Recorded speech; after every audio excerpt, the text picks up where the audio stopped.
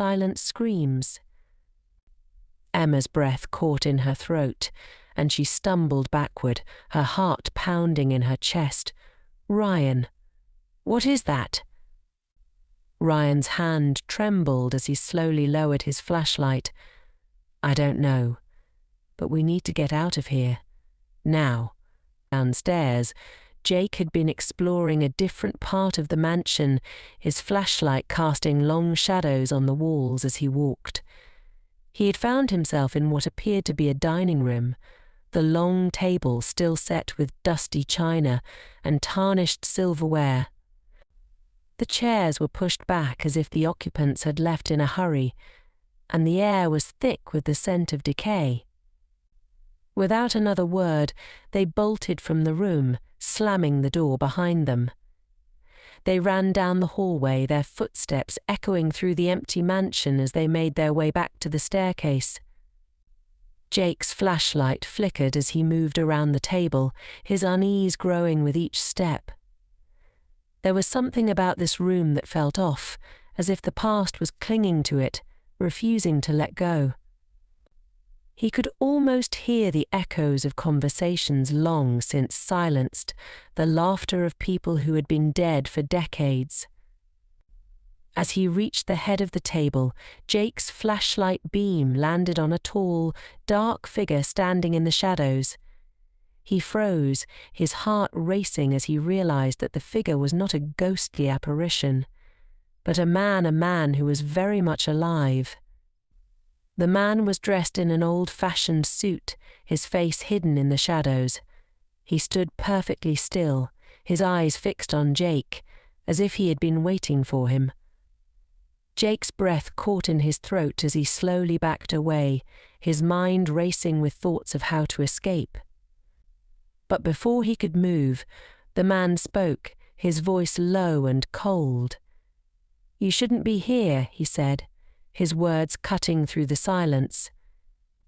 Jake's heart pounded in his chest as he took another step back, his mind scrambling to process the situation. The man's voice, cold and emotionless, echoed in the room, sending chills down Jake's spine. He tightened his grip on the flashlight, trying to muster the courage to respond, but his voice seemed to have abandoned him.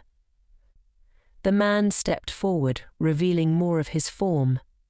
His face was pale and gaunt, with hollow eyes that seemed to pierce through the darkness. There was something deeply unsettling about him, something that made Jake's instincts scream to run. But his legs felt rooted to the spot, as if the very floor was holding him in place. "You shouldn't be here," the man repeated, his tone growing darker, more insistent. "This place is not meant for the living." Jake finally found his voice, though it was barely more than a whisper. "Who are you? What do you want?" The man tilted his head slightly, as if considering the question. "I am a guardian," he said after a pause. "A keeper of secrets that should remain buried. This house is a prison, not just for the souls trapped within, but for those who dare to trespass." Jake's blood ran cold. "We didn't mean to," he began, but the man cut him off with a sharp gesture. "It doesn't matter what you meant. You've awakened something in this house, something that has been waiting for a long time." The man's eyes seemed to glow with an eerie light as he stepped closer, his presence growing more oppressive with each passing moment. "And now, you must face the consequences."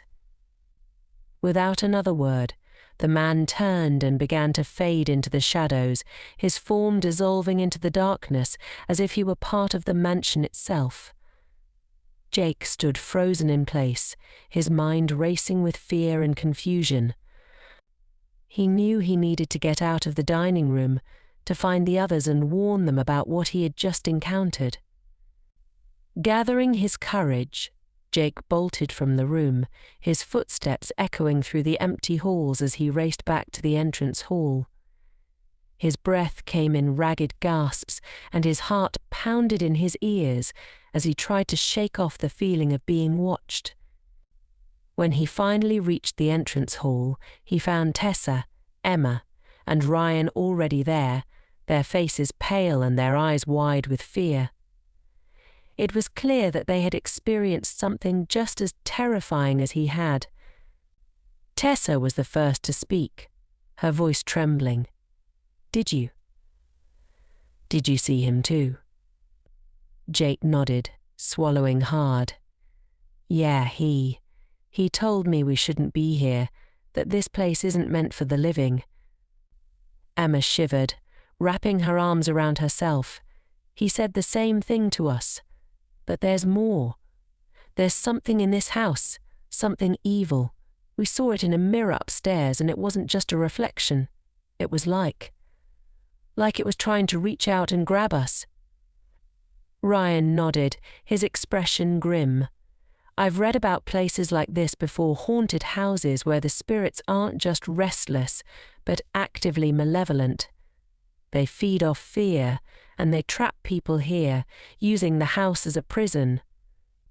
Tessa's resolve faltered for a moment, but she quickly regained her composure. "We need to get out of here. Now." They all agreed, but as they turned to leave, they were met with an unsettling sight. The front door, which had been their only escape route, was now gone. In its place was a solid wall, as if the door had never existed at all.